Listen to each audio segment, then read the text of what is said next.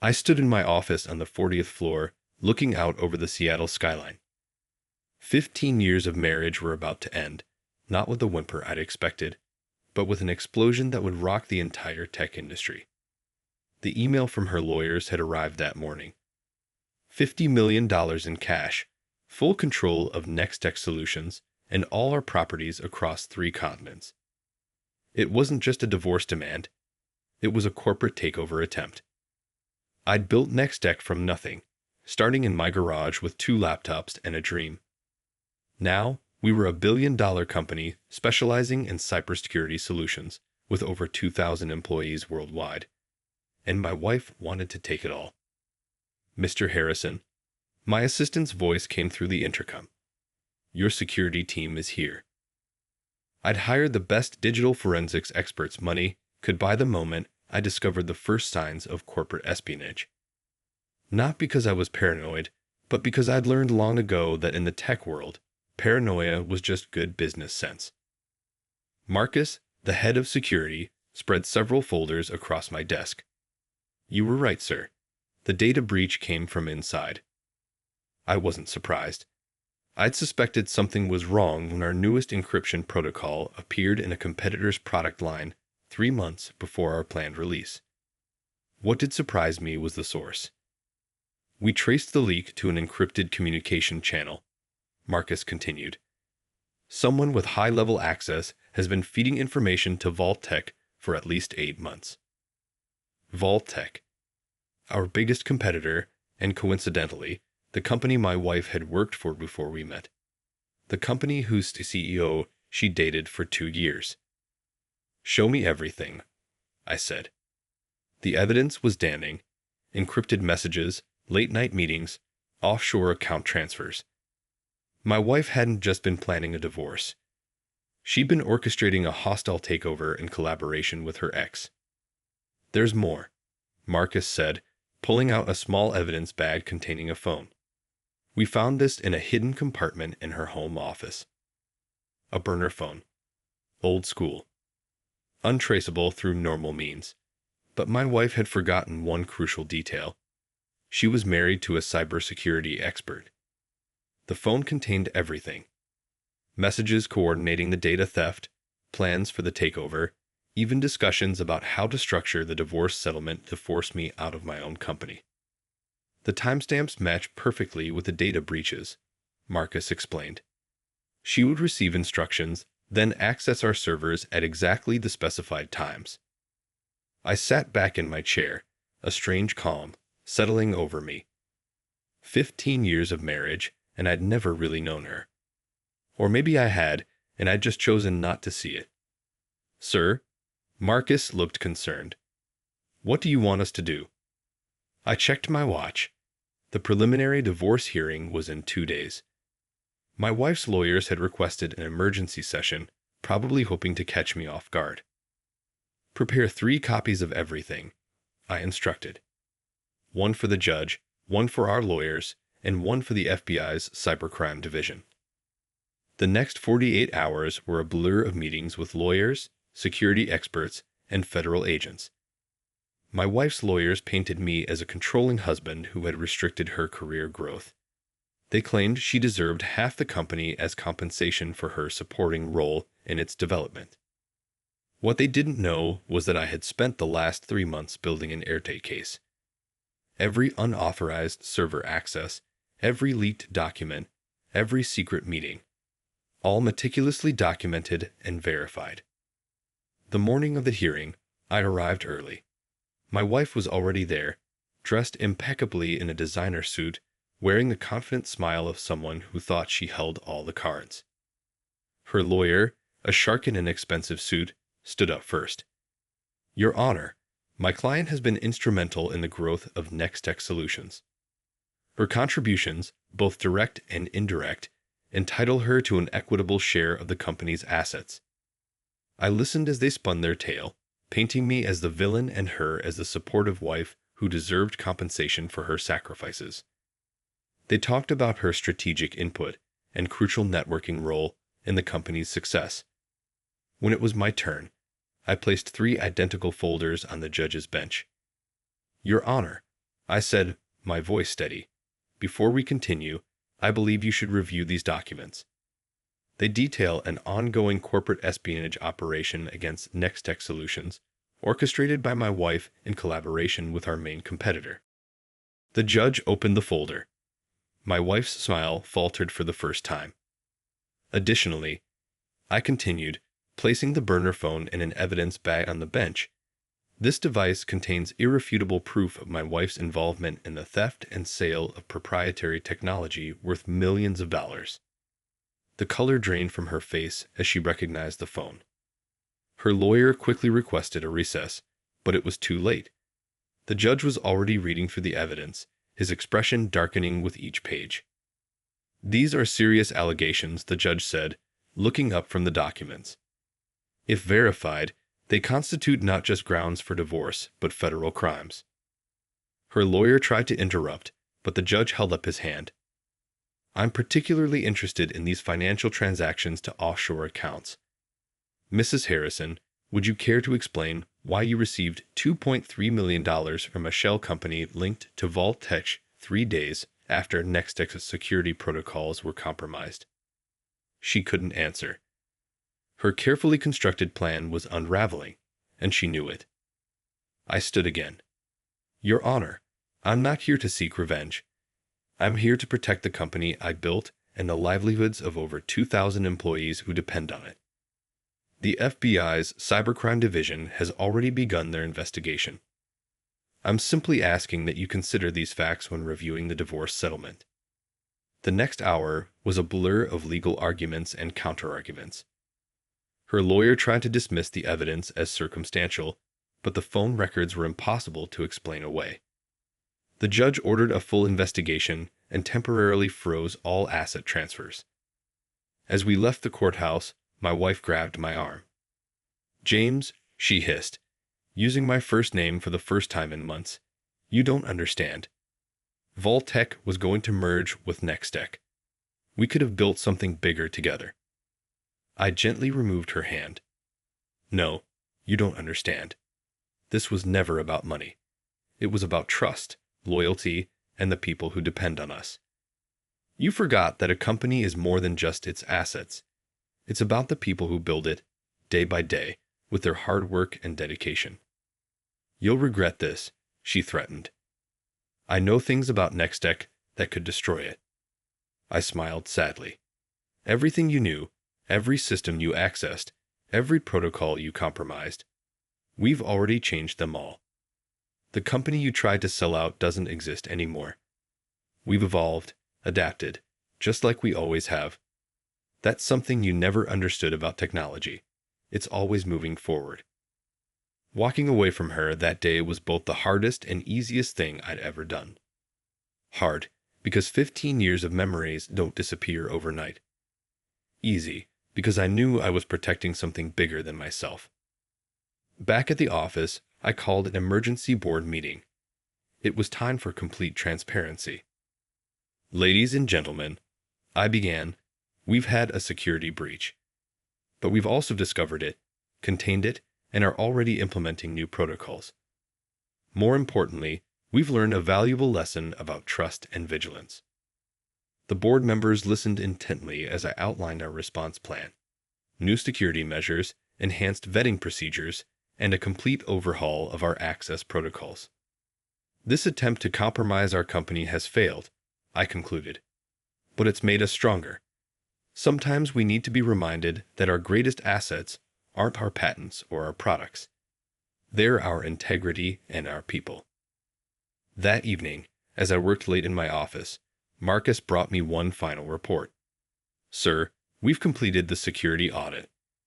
All compromised systems have been updated, all access codes changed, and all potential vulnerabilities addressed.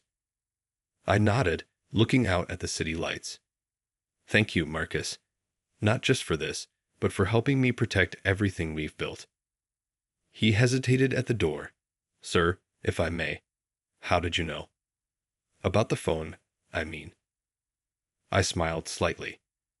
In our business, Marcus, we learned that everyone leaves a digital footprint. The trick is knowing where to look.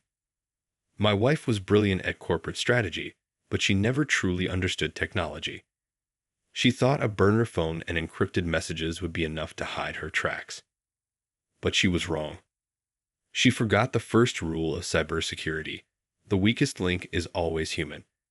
She accessed our servers using her authorized credentials, thinking we wouldn't monitor internal traffic. But every access leaves a trace, every breach leaves a pattern. She was so focused on hiding her communications that she forgot to hide her actions. Marcus nodded thoughtfully. What happens now? Now? I turned back to my computer. Now we rebuild. Stronger, smarter, better. Because that's what we do in tech. We learn from our failures and use them to create something better. As Marcus left, I opened my email to find a message from the FBI. They wanted to schedule a formal interview of the corporate espionage case. Below that was an email from my lawyer confirming that my wife's settlement demands had been withdrawn. I closed my laptop and stood, looking out at the city I'd helped shape with my technology. Tomorrow would bring new challenges, new threats, new opportunities. But for now, I had protected what mattered most, not just my company, but the principles it was built on. The truth about trust, I realized, is that once it's broken, no amount of money or power can repair it. But sometimes, losing trust in one thing helps you understand the value of trust in everything else. The media storm hit harder than I expected. Tessie mobiles YFE in CORPORAT ESPIONAG SCANDAL screened the headlines. CNBC, Bloomberg, and TechCrunch all ran stories about the Nextech betrayal. Our stock took a temporary hit, but something unexpected happened. Our clients stayed. In fact, many increased their contracts. As one CEO told me, any company that can catch and contain internal espionage this effectively is exactly who I want handling my cybersecurity. 3 weeks after the courthouse revelation, I sat in a meeting with the FBI's Cybercrime Division. Agent Wilson, a sharp-eyed veteran with a background in tech crimes, laid out their findings. Mr. Harrison, this goes deeper than we initially thought. Your wife's communications with Vault-Tec started almost 2 years ago, right after their failed attempt to acquire Nextech. I leaned forward. 2 years? But our security breaches only started 8 months ago. She was patient, Wilson explained. First, she gathered information about your personal accounts, properties, anything that could be used as leverage in a divorce. Then she started working on the corporate angle. He pushed a document across the table. It was a proposed merger agreement between Vault-Tec and Nextech, dated 6 months ago. My signature was on it, a perfect forgery. They were planning to force a merger using forged documents and the chaos from your divorce, Wilson continued. If you hadn't caught them, they might have succeeded. I studied the fake signature. What about Vault-Tec's CEO? David Morton is facing federal charges. We found evidence of similar schemes with 3 other tech companies. Your wife was just his latest accomplice. David Morton, my wife's ex-boyfriend and my longtime business rival. I remembered meeting him at industry conferences, shaking his hand while he smiled and plotted to steal everything I'd built. There's something else, Wilson added, pulling out another file. We found these in a safety deposit box registered to your wife. Inside were photos of me at various business meetings over the past year. Some were taken through windows, others in hotel lobbies. They'd been watching me, studying my routine, looking for weaknesses. We believed they were building a harassment case as backup, Wilson explained.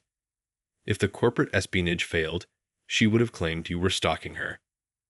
The methodical nature of their plan made my blood run cold. This wasn't just betrayal. It was calculated destruction. Back at the office, I called an all-hands meeting. My employees deserved to hear the truth from me, not the media. Many of you have read the news, I began, looking out at the concerned faces. Yes, we were targeted. Yes, it was someone I trusted. But here's what the headlines don't tell you. We caught it. We stopped it, and we're stronger for it. I outlined our new security protocols, the additional layers of protection we'd implemented, and our plans for the future. Every employee, including me, now has limited access. No single person can compromise our entire system. We're not just selling security anymore, we're living it. The response was overwhelming. Instead of panic or resignation, I saw determination. My team didn't just want to survive this crisis. They wanted to use it to revolutionize corporate security. That evening, as I was leaving the office, I found Sarah from HR waiting by my car. She'd been with the company since the early days when we worked out of that garage. "James," she said, "there's something you should know. Your wife tried to recruit me last year, offered me a position at Vault-Tec, said things were going to change around here." I felt a new wave of betrayal. "Why didn't you tell me?" "I did. I sent you an email about a suspicious job offer. But she had access to your email, remember? She must have deleted it." The pieces kept falling into place. How many other warnings had I missed because I trusted too completely? The next few weeks were a blur of legal meetings and system upgrades. Our lawyers negotiated a settlement, not because my wife had any legitimate claims, but because I wanted to end this quickly and focus on rebuilding. Then came the call from Marcus. "Sir, we found something in the old server logs. You need to see this." The logs showed a pattern we'd missed. Every time my wife accessed sensitive data, there was a corresponding access from an IP address in Singapore. "It's a Vault-Tec subsidiary," Marcus explained. "They were mirroring everything she stole. Even if we'd caught her earlier, they already had copies of everything." I should have felt defeated. Instead, I felt a strange sense of clarity. Get me everything you can on that Singapore server. What we found changed everything. The server wasn't just storing stolen Nextech data. It contained information from dozens of companies. Vault-Tec hadn't just been targeting us. They'd been running an international corporate espionage operation. I called Agent Wilson. "How quickly can you get a warrant for servers in Singapore?" The FBI moved fast. Within days, they seized the servers and arrested 3 more Vault-Tec executives. The story exploded again. But this time, Nextech wasn't the victim. We were the ones who had exposed a global cybercrime network. Our stock price soared. Clients who had been hesitating signed long-term contracts. We weren't just a cybersecurity company anymore. We were the company that had caught the bad guys. Through it all, I kept thinking about trust, how easily it's given, how painfully it's broken, and how carefully it must be rebuilt. One morning, I found a letter on my desk. The return address was a federal detention center where my wife was awaiting trial. "James, you think you've won, but you don't understand. Everything I did for us. Vault-Tec had resources we needed. The merger would have made us unstoppable. You were too focused on your principles to see the bigger picture. I never stopped loving you. I just loved success more. Alexandra." I didn't respond. There was nothing left to say. Instead, I focused on transforming Nextech. We developed new security protocols based on what we'd learned. Trust, but verify. Access, but monitor. Protect, but prepare. 6 months after that day in court, I stood on stage at the World Cybersecurity Conference, sharing our story and the lessons we'd learned. Security isn't just about firewalls and encryption, I told the audience. It's about understanding human nature. The greatest threats don't always come from outside hackers. Sometimes they come from those closest to us. But if we learn from these experiences, we can build something stronger than before. After the speech, a young entrepreneur approached me. "Mr. Harrison, how do you trust anyone after something like that?" I thought about it carefully. You trust, but differently. You trust in systems, in transparency, in accountability. Most importantly, you trust in your ability to recover from betrayal and build something better. That night, sitting in my office, I looked at the city lights and thought about the past year. I'd lost a wife, but saved my company. I'd been betrayed, but emerged stronger. And somehow, through it all, I discovered what really mattered, not the money or the success, but the integrity with which we build our lives. Marcus knocked on my door. Sir, the new security system is online. Every access point is monitored. Every piece of data is tracked. It would take more than a burner phone to breach us now. I smiled. Thank you, Marcus. Not just for the security, but for helping me see the truth when I needed to. He nodded. Sometimes the worst betrayals lead to the best innovations. Looking at my computer screen, I saw our stock price hitting another record high. More importantly, I saw a message from our team in Singapore. They'd just stopped another attempted corporate hack using the very systems we developed from my wife's betrayal. Sometimes, I realized, you have to lose everything to understand what you really have. And sometimes, the best revenge isn't revenge at all. It's building something so strong that no betrayal can ever break it again. 1 year after the courthouse revelation, I stood in front of Nextech's new headquarters. The 50-story building gleamed in the Seattle sunshine, its glass facade reflecting both the sky and our company's transformation. Inside my office on the top floor, I reviewed the latest security report. Our new system, ironically named Trust, Tracking and Reporting Unauthorized System Threats, had caught 317 attempted breaches in the past month alone. Each attempt made us stronger, teaching our AI to recognize new patterns of deception. Mr. Harrison, my new assistant, Michael, appeared at the door. The board is ready for your annual presentation. The boardroom was packed, not just with our directors, but with representatives from our largest clients. They'd come to hear about more than just profits. They wanted to know how we'd turn a personal betrayal into a corporate revolution. Ladies and gentlemen, I began. A year ago, we faced what could have been our end. Today, I'm proud to report that Nextech's revenue has tripled. But more importantly, we've changed how the tech industry thinks about security. I pulled up our latest innovation on the screen. A comprehensive security system that monitored not only digital threats, but also human behavior patterns. We learned that trust isn't binary. It's not about trusting someone completely or not at all. It's about creating systems that protect you while allowing people to prove their trustworthiness over time. The presentation was interrupted by an urgent message from Marcus. Sir, we've detected something unusual. Vaultek's entire system just went dark. I excused myself and rushed to the security center. Marcus and his team were tracking what looked like a massive cyber attack. It's not just Vaultek, Marcus explained. 3 other tech companies are under attack. The pattern matches the Singapore server breach. A chill ran down my spine. They're using our stolen data. No, sir. They're using the methods we developed to stop them. Someone studied our defense systems and turned them into weapons. I knew immediately who it was. Only one person had intimate knowledge of both our old systems and our new security protocols. My phone rang. Agent Wilson from the FBI.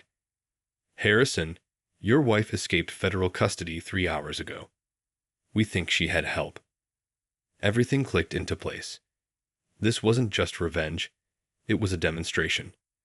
She was showing potential clients what she could do with the knowledge she'd gained from Nextech. Marcus, activate Protocol Zero. Protocol Zero was our doomsday response. A complete system shutdown and restart with quantum encrypted keys. We developed it after the betrayal, but never thought we'd need it. Sir, that will take us offline for at least an hour. Do it, and send an alert to every company in our network. They need to know what's coming. The next hour was chaos. Our systems went dark, but our team moved with practiced precision. Every employee knew their role in the emergency protocol, another lesson learned from past betrayal. As our systems came back online, we could see the damage across the tech industry. Vaultek was devastated. The other companies were struggling to contain the breaches, but Nextech stood firm. "Sir," Marcus called out, "we're tracking the attack's origin. It's bouncing through servers across Asia. But there's a pattern." I looked at the data flow and smiled grimly. She's using the same techniques she used to hide her burner phone communications. She never learned. The pattern is always there if you know where to look. We traced the attack to a high-tech facility in Malaysia. Local authorities, aided by the FBI, moved in within hours. They found a sophisticated operation, but no sign of my wife. What they did find was a manifesto, addressed to me. "James, did you really think prison could hold someone who knows how to disappear in the digital age? You taught me too well. Now I'm teaching others how vulnerable your perfect systems really are. This is just the beginning." I called an emergency board meeting. It was time for another difficult truth. "We're not just fighting corporate espionage anymore," I told them. "We're fighting someone who knows us intimately, someone who understands both our strengths and our weaknesses." But instead of panic, I saw determination in their eyes. This team had been through fire before and emerged stronger. "What's the plan?" asked Sarah from HR, who had since become our chief of internal security. "We do what we do best. We innovate. Every attack shows us where we need to improve. We'll build something so secure that even someone who knows all our secrets can't break it." The next few weeks were intense. We worked around the clock, developing new protocols, implementing quantum encryption across all systems, and creating an that could predict human behavior patterns. Then came the second attack. This time, we were ready. Not only did we block the breach, but we also traced it back to its source in real time. The FBI arrested 3 former Vault Tech executives who had been working with my wife. She had escaped again, but her support network was crumbling. The media dubbed it the tech war of the century. But for me, it was simpler than that. It was a lesson. Once weaponized, trust becomes the most dangerous force in the world. 6 months later, I received another letter, this time from a prison in Hong Kong. "You won, James. Not because your security was better, but because you never lost your humanity. I tried to destroy what you built, but you just built something stronger. I'm tired of running." Alexandra. The authorities confirmed her surrender.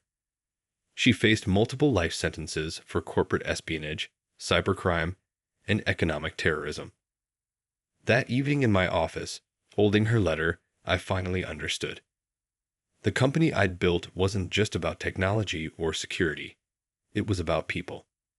People who chose integrity over greed, loyalty over betrayal, innovation over destruction.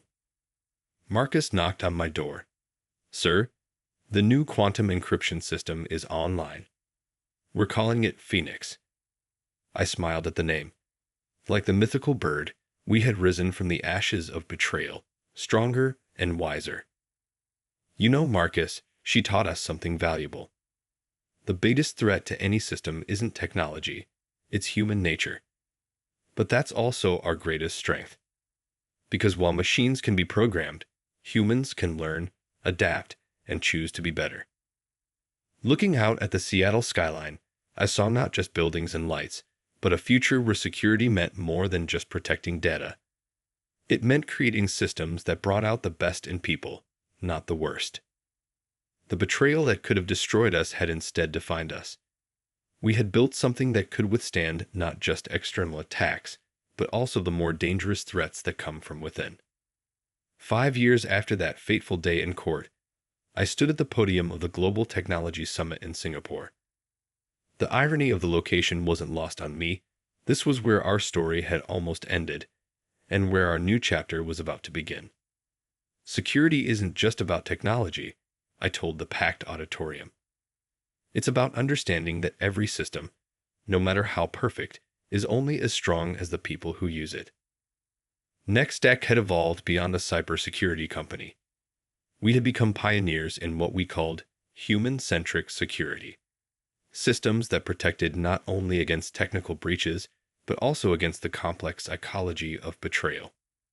After my speech, a young reporter asked the question I'd heard countless times. Do you ever visit your ex-wife in prison? No, I answered honestly. But I thank her every day. The confused look on his face made me elaborate. She taught me that true security isn't about building walls. It's about building bridges. Bridges between technology and human nature, between trust and verification. Back in my hotel room, I received an unexpected call from Agent Wilson, now the FBI's Deputy Director of Cybercrime. Harrison, she's asking to see you. Says she has information about a massive attack being planned against global financial systems. I sat down heavily. After 5 years of silence, why now? That's what we want to know. Will you talk to her? The next day, I found myself in a high-security federal facility. Alexandra looked older, her designer suits replaced by prison orange, but her eyes still held that sharp intelligence that had first attracted me. You've done well, she said, nodding at the newspaper on the table. Nextech's stock had just hit an all-time high. Phoenix is brilliant. I tried to crack it. Couldn't even get close. Why am I here, Alexandra? She leaned forward. Because what's coming makes what I did look like a practice run. There's a group called the Digital Liberation Front. They believe all security is oppression. They want to crash everything: banks, power grids, defense systems. And you know this how. They recruited me. From in here. They think I hate you enough to help them. She smiled sadly. Maybe I did, once. Not anymore. I studied her face, searching for signs of deception. Our new behavioral eye would have analyzed every micro-expression, but I trusted my instincts. What do you want in return? Nothing. Consider it my way of making amends, or at least not adding to my regrets. The information she provided proved accurate. Working with international agencies, Nextech helped prevent what could have been the largest cyber attack in history. We never revealed the source of our intelligence. A month later, I received a package from the prison. Inside was a thumb drive and a note. James, this contains everything I ever took from Nextech, and everything I learned while trying to destroy it. Use it to make something better. A. The drive contained intricate details of how she had bypassed our old systems, manipulated trust relationships, and exploited human psychology. It was a masterclass in how to break any security system, and therefore, how to build better ones. In my office, looking at the code she'd written, I realized something profound. Every betrayal carries within it the seeds of improvement. Every attack shows us where we need to be stronger. I called Marcus, now our chief security officer. Remember how she used to say I was too focused on principles? Yes, sir. She was wrong. Principles aren't limitations, they're foundations. We're going to take everything on this drive and turn it into something revolutionary. Not just security systems, but trust systems. We spent the next 6 months developing what we called the Trust Protocol, a security framework that didn't just protect against breaches, but actively built and verified trust over time. At the next shareholders meeting, I made an announcement that shocked many. Nextech will make the Trust Protocol open source. Security shouldn't be a privilege, it should be a right. The decision was controversial, but I stood firm. We had learned our lessons the hard way, and those lessons belonged to everyone.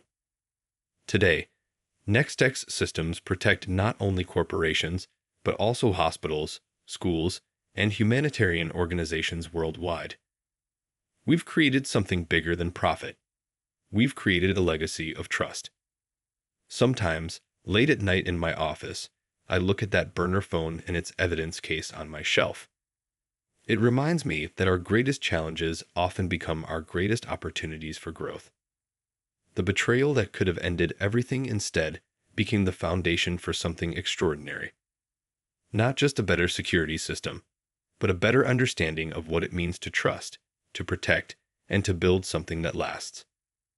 In the end, that's the real story, not of betrayal and revenge, but of transformation and growth. Sometimes you have to lose everything to build something better than you ever imagined.